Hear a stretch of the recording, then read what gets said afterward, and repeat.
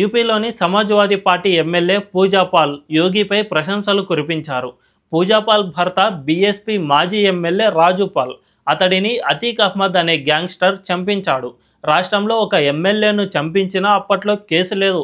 అతీక్ అహ్మద్ స్వేచ్ఛగా బయటకు తిరిగాడు. ఎమ్మెల్యే హత్య తర్వాత సమాజ్వాదీ పార్టీ కూడా అధికారంలోకి వచ్చింది. అయితే ఈ గ్యాంగ్స్టర్లందరినీ పెంచి పోషించింది సమాజ్వాదీ పార్టీనే కాబట్టి ఇక పూజాపాల్కు న్యాయం దొరకలేదు. ఆమె సమాజ్వాదీ పార్టీ ఎమ్మెల్యేగా ఉండి ఎన్నిసార్లు విన్నవించుకున్నా అఖిలేష్ యాదవ్ గ్యాంగ్స్టర్లకే మద్దతు ఇచ్చాడే తప్ప న్యాయం చేయలేదు. కానీ యోగి అలా కాదు.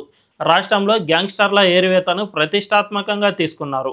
అతీక్ అహ్మద్ పోలీసుల కస్టడీలో ఉండగానే చనిపోయాడు. పూజాపాల్ ఈ విషయంపైన అసెంబ్లీ సాక్షిగా యోగిని కొనియాడారు. గ్యాంగ్స్టర్లను ఏరివేయడంలో యోగి చేసిన పని అద్భుతమన్నారు. తన భర్తను చంపించిన వారిని వేసేసినందుకు యోగిని పొగిడితే అది అఖిలేష్ యాదవ్కు నచ్చలేదు. ఆమెను పార్టీ నుంచి సస్పెండ్ చేశారు. దీంతో ఆమె ఇప్పుడు బీజేపీలో చేరడానికి సిద్ధంగా ఉన్నారు.